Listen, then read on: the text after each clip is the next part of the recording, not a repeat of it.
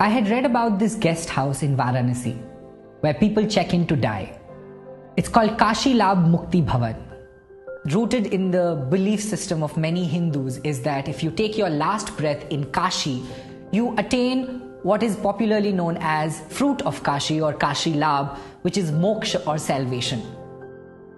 Now the interesting fact is that you're only allowed 2 weeks to stay in and die.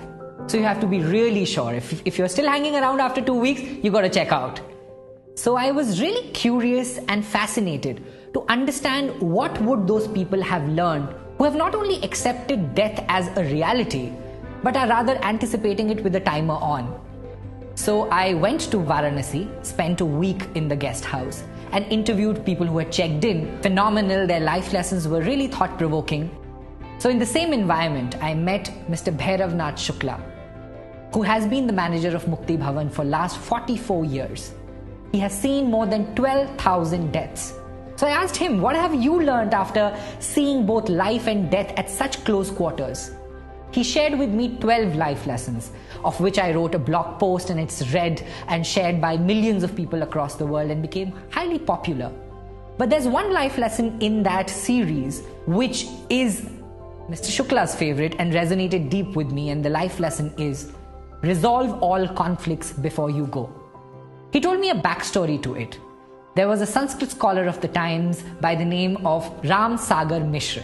Mishra was one of the eldest of the 6 brothers and was closest to the youngest.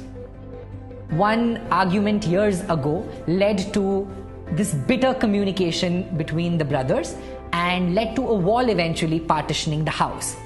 In his final years, Mishra checked into the guest house with his little pan case and told Shukla to reserve room number 3 for him because he was sure he's going to pass away on day 16th after his arrival.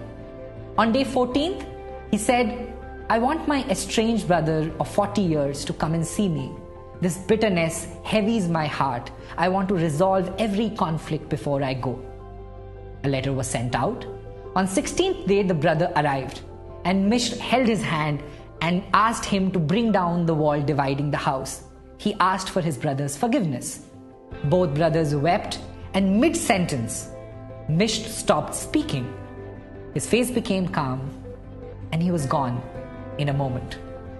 And I know that anecdote sounds straight out of a folk fiction novel, but Mr. Shukla told me that he has seen the same story replay over and over again with many different people who have come there. He said to me, Deepak, I see so many people carrying such unnecessary baggage throughout their life, only wanting to drop it at the very end of their journey. The trick, he said, however, lies in not having any conflict, but resolving every conflict as soon as you have it. You cannot and you should not go to bed having an argument, a disappointment, a resentment and doubt. You should try to resolve it. Because you see, the good news is you're alive. The bad news is no one knows for how long. So resolve your conflicts today. I hope this makes and fuels your day.